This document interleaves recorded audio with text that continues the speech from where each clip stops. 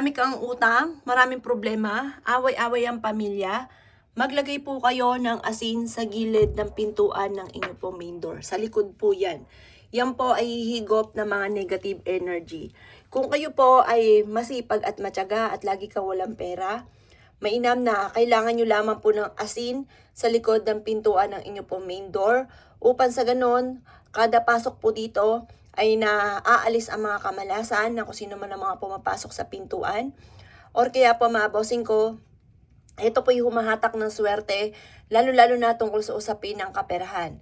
Kaya kung mailap sa inyo ang swerte, lagi na lamang po walang pera, mainam mga bossing ko na subukan nyo po itong ilagay sa likod ng inyo pong main door at ang dulot nito ay swerte. Kung halimbawa magulo ang inyo pong pamilya, away-away po palagi, mainam na maglagay ka ng asin sa inyo pong main door sa likod ng pintuan ng main door upang sa ganun ay matigil ang pag-aaway ng pamilya. Halimbawa may mga bisyo na hindi maiwasan, mga tukso na hindi maiwasan, or kaya ang inyo pong anak ay napakapasaway, may mga bisyo na hindi maiwasan, mainam po na subukan nyo na maglagay ng asin sa likod ng pintuan ng main door at ang dulot nito mga bossing ko ay solusyon kung ano man ang mga problemang pinagdadaanan. Kasi minsan, marami na mga nakapasok na negative energy, wala kayong mga pangontra or pangalis ng kamalasan kahit mga simple mga pamamaraan ng kagaya ng asin. Kaya kapag ikinaglagay ng ganito, yan po mga bossing ko, yung mga kamalasan na yan, maitataboy po natin po yan at imbis mo na kamalasan, ay puro kaswertehan naman ang darating. Mainam po mga bossing ko na meron kayong ganito. Kapag po ang asin po ninyo ay natunaw, itapon nyo lamang po ito sa lababo at hugasan nyo mabuti ang lagayan ng asin.